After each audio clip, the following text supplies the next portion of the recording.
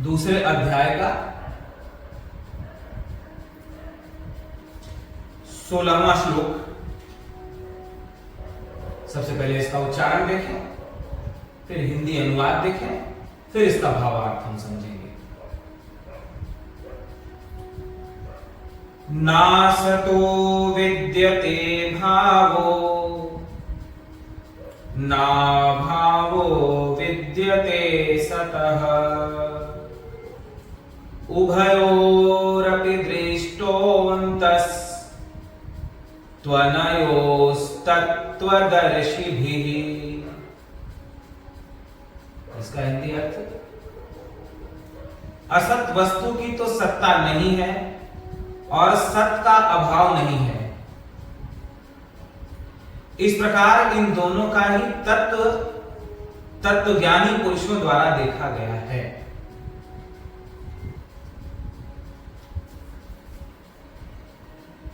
हमारे जीवन में जो सुख और दुख होता है, उस सुख और दुख का कारण है सत और असत को न पहचान पाना, सत और असत के स्वरूप को ठीक ठीक न जान पाना, झूठ को जो अच्छे से जान ले और सच को जो अच्छे से जान ले, उसके जीवन की सारी बाधाएं मिल जाती हैं, मोक्ष का द्वार उसके लिए खुल जाता है। मनुष्य के जीवन की समस्या ये है कि वो आधा सच को जानता है और आधा झूठ को जानता है, सच्चाई भी पूरी तरह से नहीं जानता और झूठ भी पूरी तरह से नहीं जानता। यदि झूठ को ही पूरी तरह से जान ले कि ये झूठ है तो उसे छोड़ देगा उसी समय, और झूठ को छोड़ते ही सच पकड़ में आ जाएगा, क्योंकि झूठ को छोड़ने के बाद जो बचता है वो सच होता है। लेकिन झूठ को भी असत्य को भी मनुष्य ठीक ठीक नहीं जानता है, और सच को भी पूरा नहीं जानता। सच भी आधा अधूरा जानता है, झूठ भी आधा अधूरा जानता है। सच को भी पूरा जान ले तो झूठ छूट जाएगा, और झूठ को पूरा जान ले तो भी झूठ छूट जाएगा। ये थोड़ा समझ लेने जैसा है। यदि कोई जान जाए कि ये विष है, पॉइजन है, जहर है, तो जानते हैं कि ये जहर है, वो अपने आप छूट जाएगा, उसके लिए आपको प्रयास नहीं करना पड़ेगा। लेकिन आपके मन में ऐसा है, नहीं ये जहर भी है या अमृत भी है, तो दुविधा में पड़े रहोगे। आप जब तक ये पूरा नहीं जान पाओ कि ये जहर है, तब तक जहर भी अमृत समझते रहोगे कहीं ना कहीं मन के कोने में। आपके मन में भ्रम बना रहेगा, हो सकता है मैं अमृत को छोड़ दूं, ये अमृत मैं पी लूं तो अमर हो जाऊं, लेकिन हो सकता है मैं इसे जहर समझ करके छोड़ दूं। दुविधा में पड़े रहोगे, वो परेशानी का कारण होगा, आपके द्वंद्व का कारण होगा। लेकिन जब आपको पूरी तरह पता चल जाएगा कि ये विष है, जहर है, तो पूरी तरह पता चलती है आप उसे छोड़ दोगे। या आपको यह पूरी तरह पता चल जाए कि ये अमृत रखा हुआ है, ये जहर रखा हुआ है। दो बोतल आपके सामने रख दी गई, एक जहर की, एक अमृत की। यदि आप ये जान जाओ कि इस बोतल में अमृत है, तो जहर की बोतल को अपने आप लात मार दोगे, उसे छोड़ दोगे। और या तो आप ये जान जाओ कि ये जहर है, तो जो बोतल बची है वो अमृत की है, तो भी जहर की बोतल को आप लात मार दोगे। उसी प्रकार से आप यदि असत्य को, झूठ को भी जान लो कि क्या क्या झूठ है, क्या क्या असत्य है, तो आप उस असत्य को, उस झूठ को उसी समय छोड़ दोगे। और सत्य को पूरी तरह जान लो, तो सत्य को पूरी तरह जानने के बाद झूठ अपने आप छूट जाएगा। लेकिन हमारे जीवन की विडंबना यह है कि हमें न तो झूठ पूरी तरह से पता है, न तो सच पूरी तरह से पता है, आधा अधूरा सब पता है हमें। भगवान यही बात गीता में कहते हैं, ना सतो विद्यते भावो ना भावो विद्यते असतः उभयोरपि दृष्टवन्तस्त्वनयोस्तत्त्वदर्शिभिः। तत्वदर्शी महात्मा, तत्वदर्शी ज्ञानी जन इस विषय को भली भांति जानते हैं कि क्या सत्य है, क्या असत्य है। इसलिए वे सत्य और असत्य इन दोनों से ऊपर उठकर परम सत्य में, परमात्मा में स्थित हो जाते हैं। तत्वदर्शी महापुरुष ही सत्य और असत को ठीक ठीक जान पाते हैं।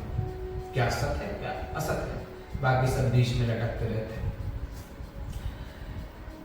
ठीक ठीक हमें कुछ भी जानना है, हम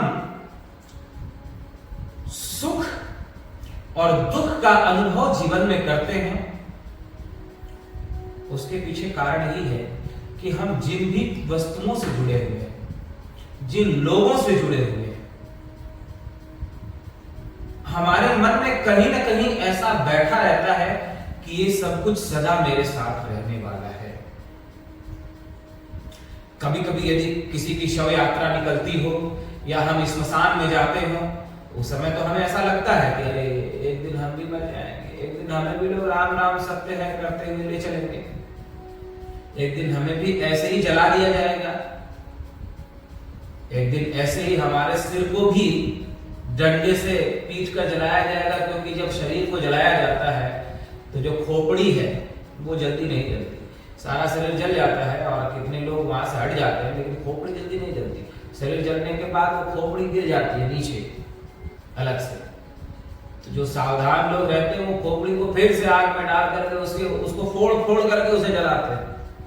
वही खोपड़ी जिस खोपड़ी को आपने कभी भगवान के सामने नहीं झुकाया, वही खोपड़ी जिस खोपड़ी को आपने कभी भगवत चिंतन में नहीं लगाया, कभी संतों के सामने नहीं झुकाया, कभी माता पिता के सामने नहीं झुकाया, कभी गाय के सामने नहीं झुकाया, कभी ब्राह्मणों के सामने नहीं झुकाया, कभी पूज्य जनों के सामने नहीं झुकाया। आपकी वही खोपड़ी जिस खोपड़ी को आप बहुत शान से ऊपर उठा के चलते हो, उस खोपड़ी की कीमत शरीर के जलाए जाने के बाद ये हो जाती है। एक बार एक राजा के पास एक मंत्री था।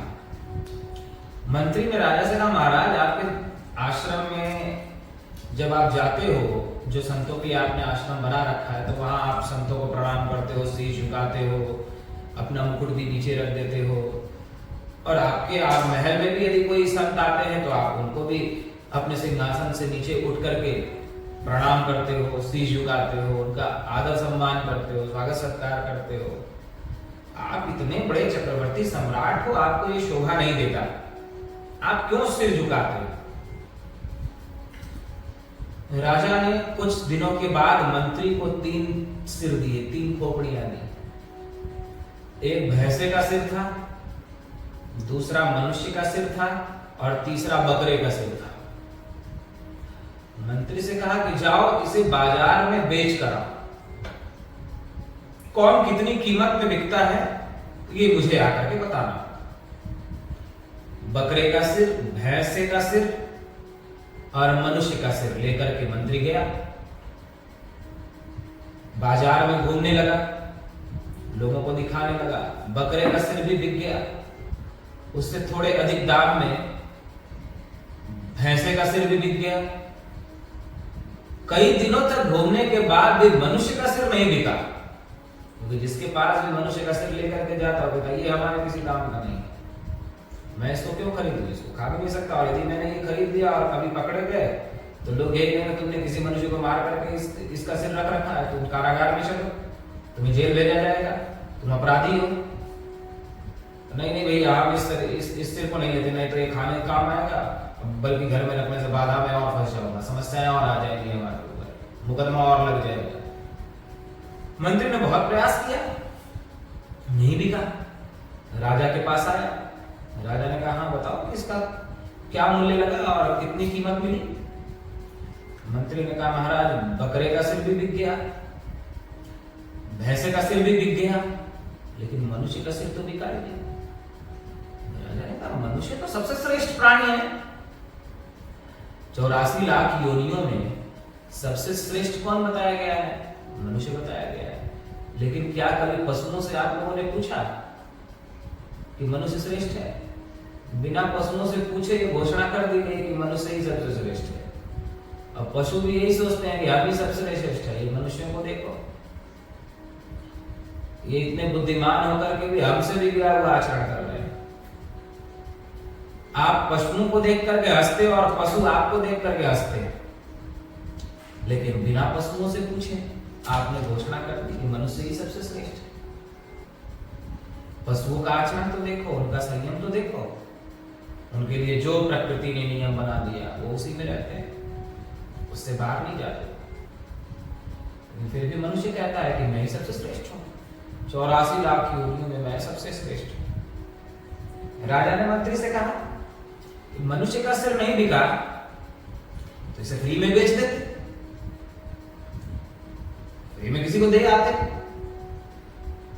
मंत्री ने कहा वो भी करके देख लिया, कोई फ्री में भी लेने को तैयार नहीं है। चाहे कुछ भी मैंने कहा, लेकिन कोई लेने को राजी नहीं हुआ। राजा ने कहा मंत्री, जब इस सिर की यही कीमत है तो फिर इस सिर को किसी श्रेष्ठ पुरुष के सामने, किसी संत के सामने, भगवान के सामने, बड़े वृद्धों के सामने झुकाने में क्या आपत्ति है? हमारे शीश में अहंकार भरा रहता है, लेकिन इस शीश की मरने के बाद यही गति होती है। हम केवल आदि को देखते हैं, अंत को नहीं देखते। यही हमारे जीवन की सबसे बड़ी भूल है। हम केवल एक पक्ष देखते हैं, दूसरे पक्ष को बिल्कुल भूल जाते हैं। जन्म हुआ, खुशियां मनाते हैं, समाज के लोग, परिवार के लोग, जन्म हुआ है, बट बच्चे ने जन्म लिया है, आनंद होता है। लेकिन समाज और परिवार सिर्फ एक पक्ष देखता है, जन्म को, इसलिए खुशियां मनाता है। उसका दूसरा पक्ष वो भूल जाता है कि जिस दिन वो जन्मा उसी दिन से उसकी मृत्यु भी निश्चित हो गई। जन्म लिया तो मृत्यु होनी ही है, उसे रोकने का, उसे टालने का कोई उपाय नहीं है। मृत्यु का कोई समाधान नहीं, जन्म के साथ ही मृत्यु प्रारंभ हो जाती है। मनुष्य सिर्फ आदि देखता है, प्रारंभ देखता है, उसका पर्यवसान नहीं देखता, उसकी एंड नहीं देखता, अंत नहीं देखता, दूसरा पक्ष भूल जाता है, सिर्फ एक पक्ष देखता है। यदि दोनों पक्ष को देखें तो उसी समय वह सुख और दुख इन दोनों से ऊपर उठकर आनंद में स्थित हो सकता है।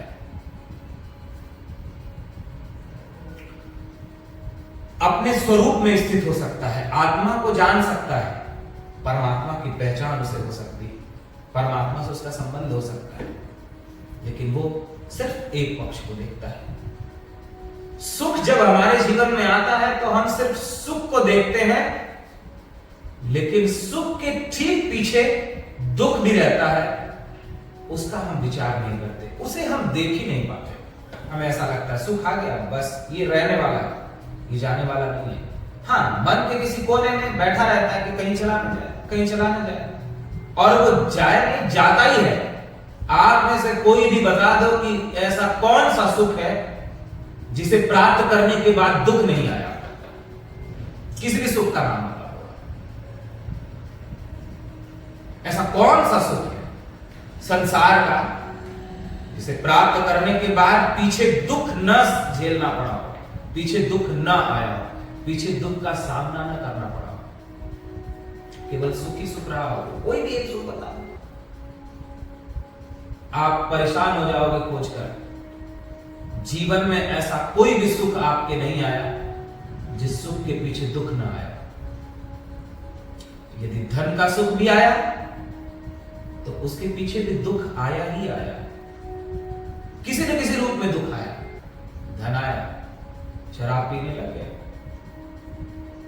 शरीर में अनेक बीमारियां कर ली आलस के कारण, नौकर चाकर लगे हुए हैं, झाड़ू पोछे लग रहे हैं, बर्तन धुल रहे हैं, कपड़े भी धुल रहे हैं, और आप बस एसी में बैठे, गाड़ी में बैठे, फिर ऑफिस गए, फिर आगे चुपचाप एसी में बैठ गए।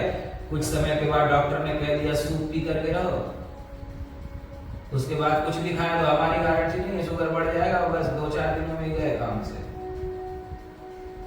ये कौन सा सुख है? धन का सुख आया, लेकिन इसके पीछे छिपा हुआ दुख भी तो है। वो धन चला भी तो जाता है, उसकी रक्षा के लिए कितना उपाय करते हो, वो भी तो एक दुख है उसको बचाने का।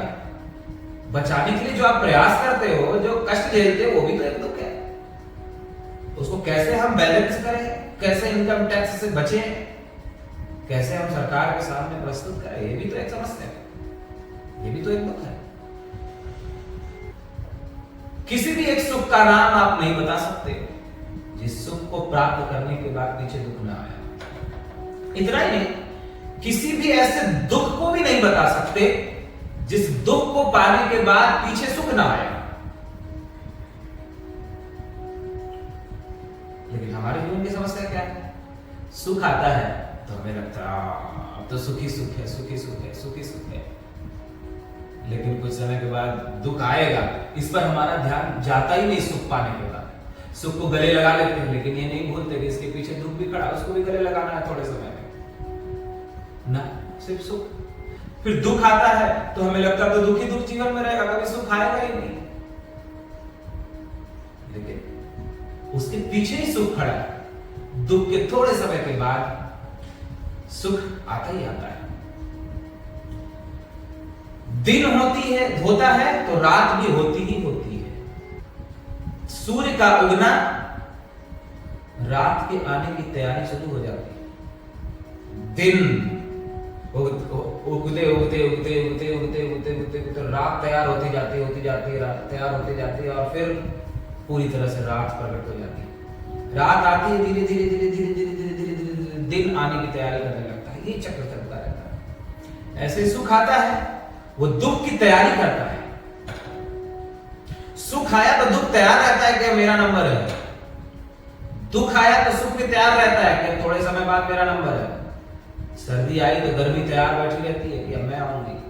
गर्मी आई तो सर्दी भी तैयार बैठी रहती है कि अब मैं आऊंगी। ये आते जाते रहते हैं। लेकिन हमारे जीवन की समस्या ये है कि हम सिर्फ एक को पकड़ लेते हैं।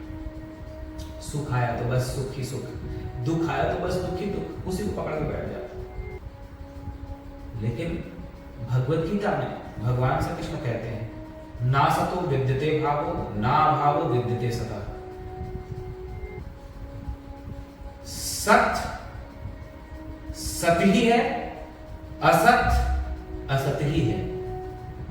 असत की तीनों कालों में कोई सत्ता नहीं है, और सत्य का तीनों कालों में कोई अभाव नहीं है। झूठ झूठ ही रहेगा और सच सच ही रहेगा। यदि मनुष्य इसे ठीक तरीके से जान ले तो वह अपने स्वरूप में स्थित हो सकता है, वह परम आनंद को उपलब्ध हो सकता है।